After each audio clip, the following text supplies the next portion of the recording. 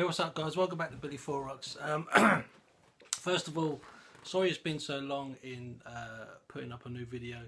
Where I work has been really busy, so where I usually do these videos on a Saturday or Sunday, like I am today, I'm at work, so it's been a while since I put one on, so I apologise for that. I want to put as much on as possible because you have the decency to subscribe to me. So I've got a cold, so I want to repay that. So there's loads more stuff coming up, reviews and regarding the trip and everything. So I just want to give you a quick update on the trip. So this is going to be a very short video, but I just wanted to put it out there just to let you guys know how it's going and what the news is on that. So as you know, I'm doing the trip from Baltimore to LA with my mate Gerald. It's all been sorted now, pretty much. It's all been paid for.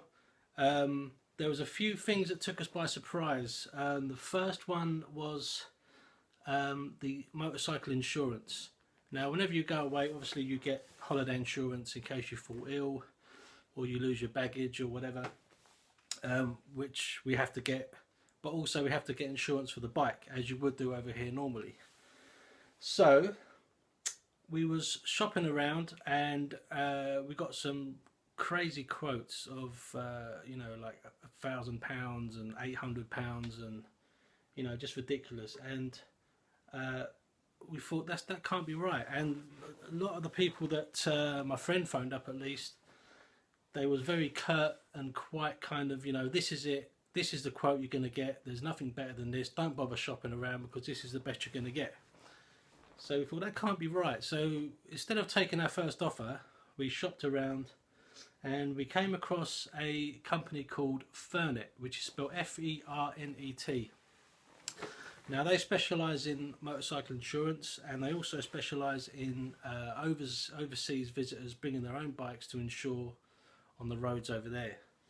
And we found this company via a kind of it's kind of like an online blog of people that are doing similar trips to us. So we checked them out, and my friend phoned them up, and they could not have been more helpful, more courteous and more professional, and they gave us the cheapest price. My insurance was $320, and that's for the 30 days that we're over there.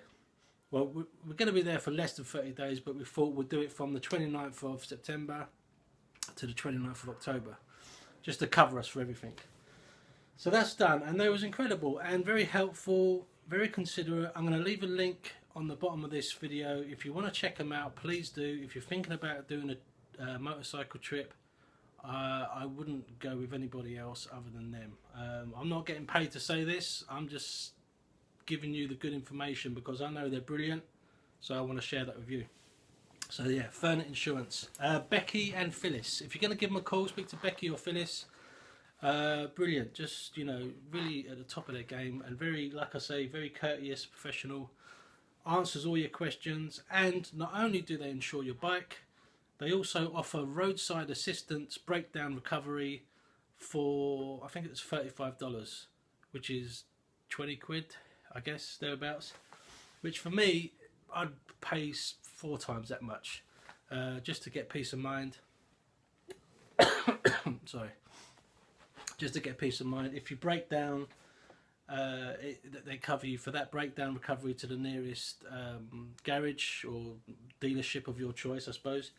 They can bring out petrol to you if you run out of petrol. Obviously you pay for the petrol, which is fine, you know, whatever.